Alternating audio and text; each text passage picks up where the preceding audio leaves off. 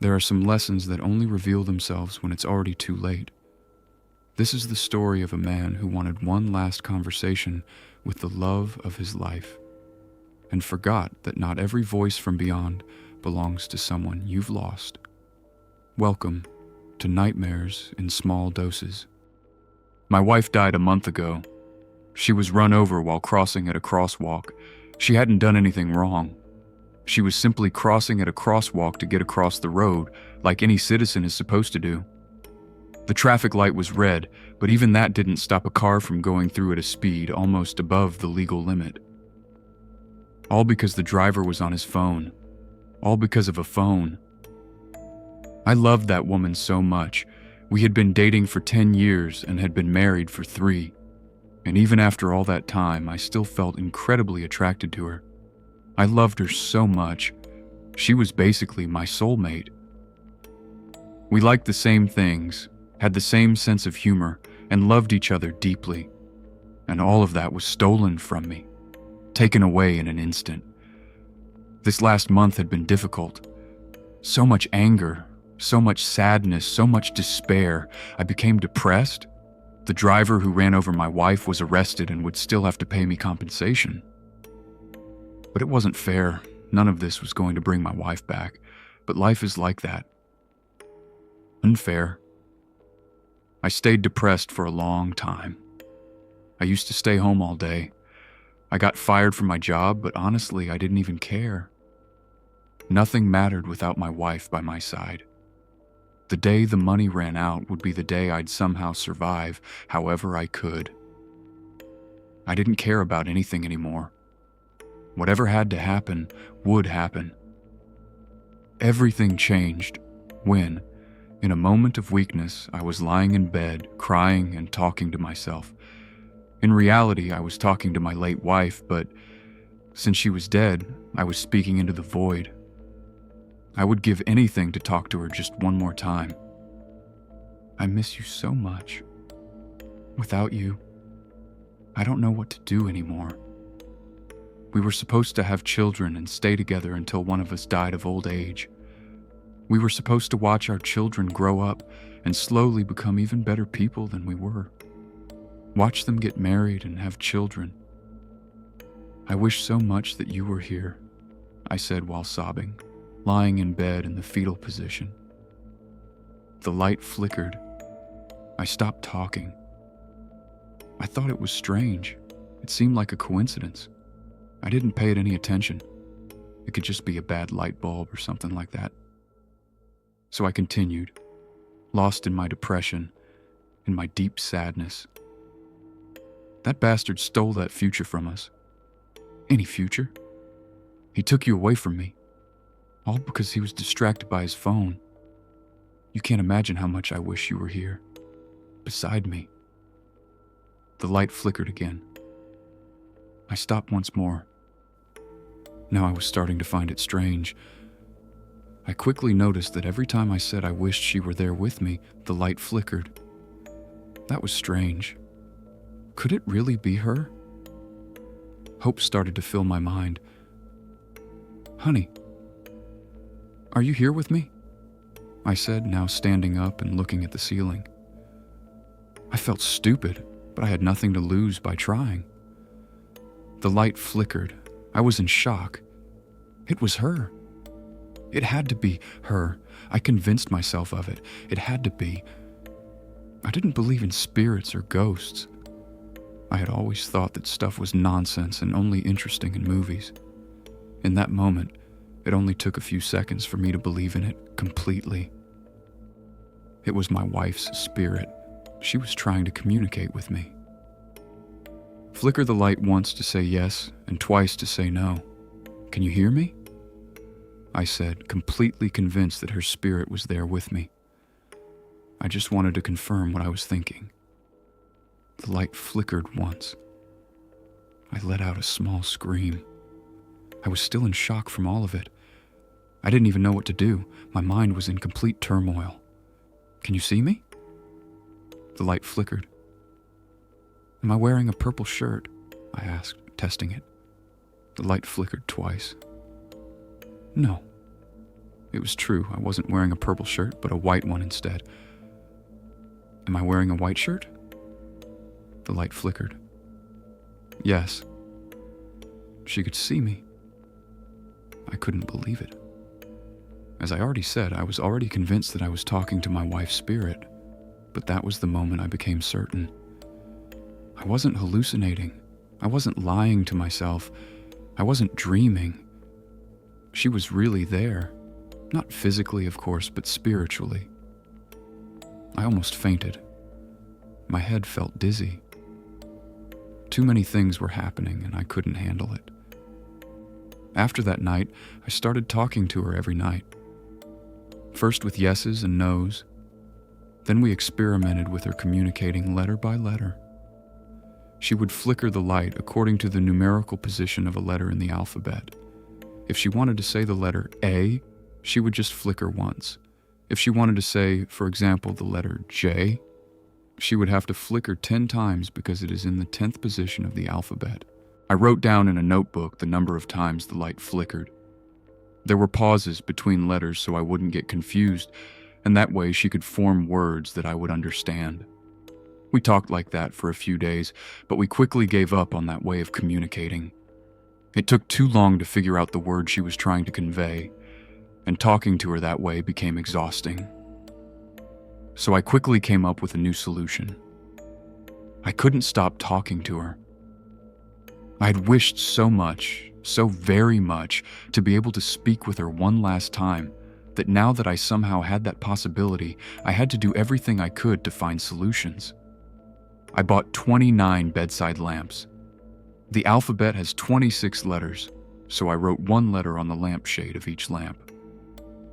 On the remaining 3 lamps, I wrote punctuation marks, a comma, a period, and a question mark to make it easier to understand the meaning of certain sentences. I plugged all 29 bedside lamps into the electricity and lined them up. Everything was ready. I was even nervous, and I didn't really know why. I loved that woman, and I still couldn't believe that I was able to talk to her, even though she was dead. "Are you there?" I asked fearfully, afraid she wouldn't answer. I would never know when the last time she spoke to me would be. The lights flickered. Yes. That was what she had said. I immediately felt relieved. "I miss you so much," I said quietly. It was something that slipped out. I hadn't meant to say it. It simply came out of my mouth. It was what I felt every day, every hour. The lights flickered again.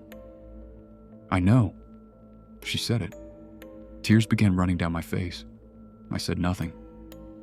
The lights flickered. "Don't cry, my love. I still love you," she said. I felt comfort. I felt something that had been missing from my life lately. "I love you too," I said softly, my voice still choked with emotion as I wiped away my tears. I still didn't understand how it was possible that I was talking to the spirit of my late wife.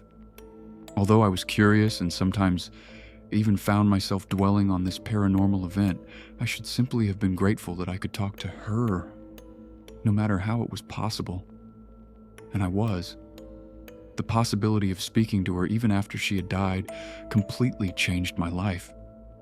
I spent entire days talking to her, telling her everything, saying everything I felt, and she would answer.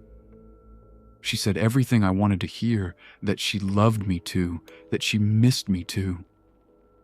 All those things, to me, it was everything. It filled part of the emptiness I felt. The emptiness would never disappear because she wasn't physically there by my side, breathing, hugging me, kissing me. The emptiness would always remain there until I died. I spent my days locked in my room with the curtains closed in the dark so I could see the lamps lighting up more clearly. I hadn't seen the sun in weeks. Sometimes I even forgot to eat. Because of this alone, I had lost a lot of weight. I didn't want to waste a single second I had to talk to her. Everything was going well during those endless days until... "You have to kill him. For me." she said through the lights of the lamps. For a moment, I wasn't sure if I had understood what she had said correctly. Huh. What? I said, a little confused. You have to kill the son of a bitch who ran me over, for me, she said. I couldn't believe she had said that. She wasn't like that, resentful, vengeful. I don't know if I could do that, sweetheart, I said awkwardly. I wasn't capable of killing someone. Of course, the thought had crossed my mind many times. The guy who ran her over didn't deserve to live. I wanted to do every horrible thing imaginable to him, to make him pay for what he had done, but I wasn't capable of doing that. If you really loved me the way you say you do every day, you would have already done it, she said. That hurt me. I loved her so much that I couldn't believe she had said that. I said nothing. I stayed there thinking about what she had said. I became convinced very fast. My mental fragility helped a lot with that. In my mind, she was right. That piece of scum didn't deserve to breathe.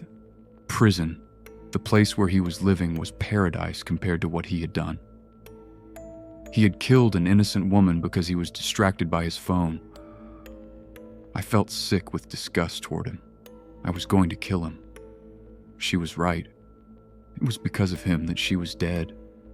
She wasn't a vengeful or resentful person, but after all this, I realized that she truly deserved revenge. She had become vengeful, just as I would later become a murderer. People change, and she wanted closure for what had happened a month ago. She was right. I should have tortured or killed the guy who ran her over as punishment for what he had done. It wasn't fair for him to live while she didn't. Do it for me, she said once more through the lights of the lamps.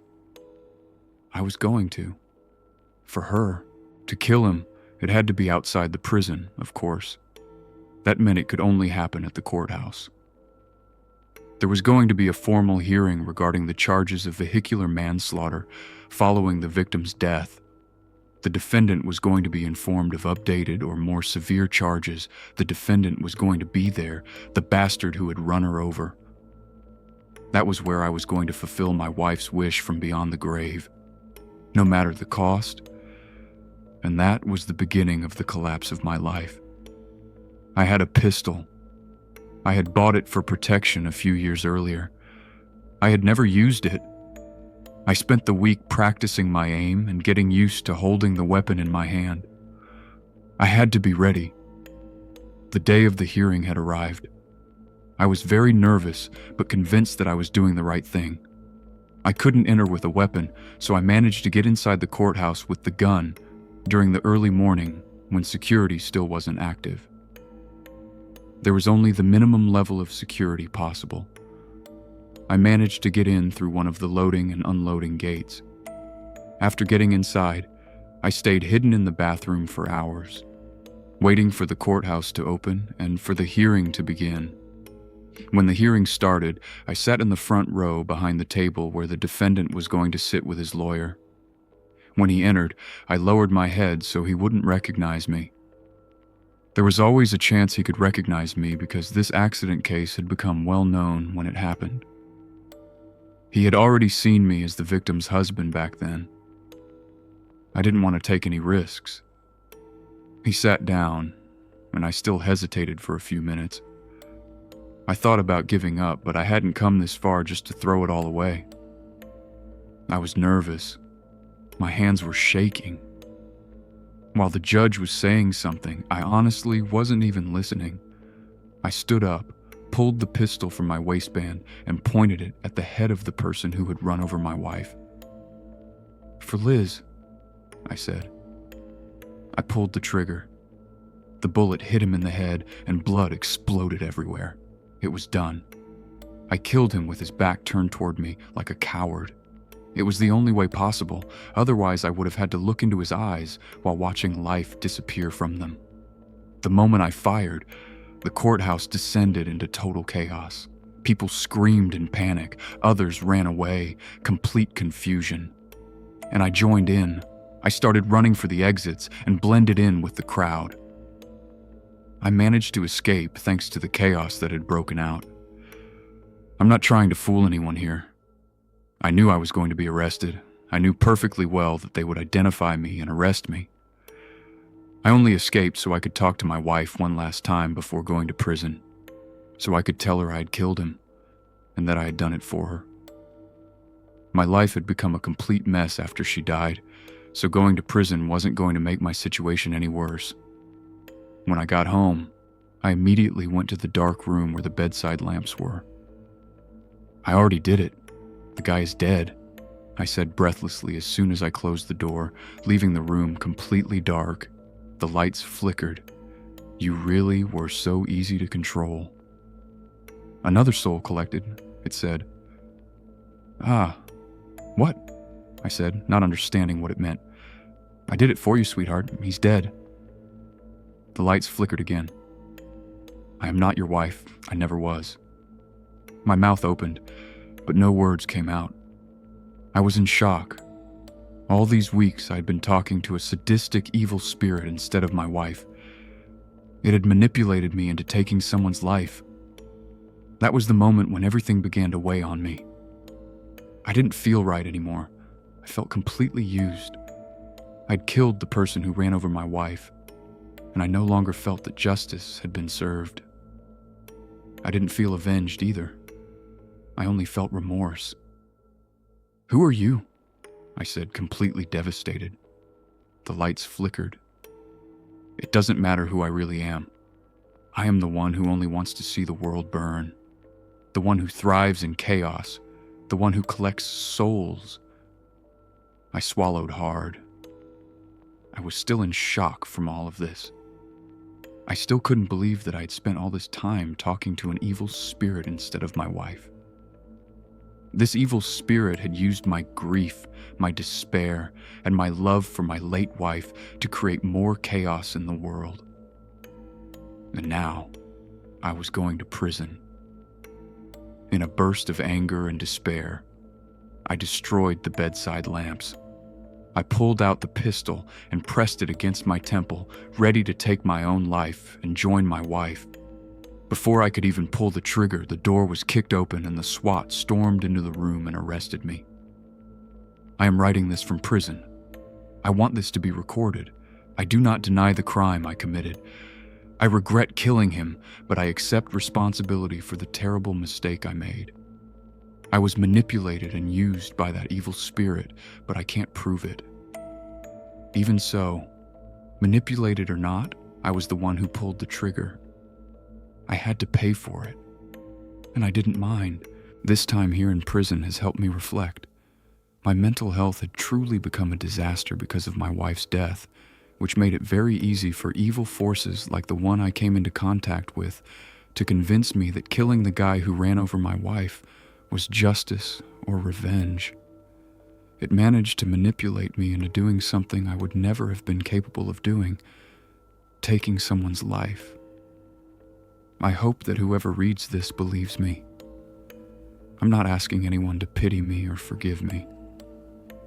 I just want people to know what really happened and to always be careful when something dead tries to contact you. It is not always who you think it is.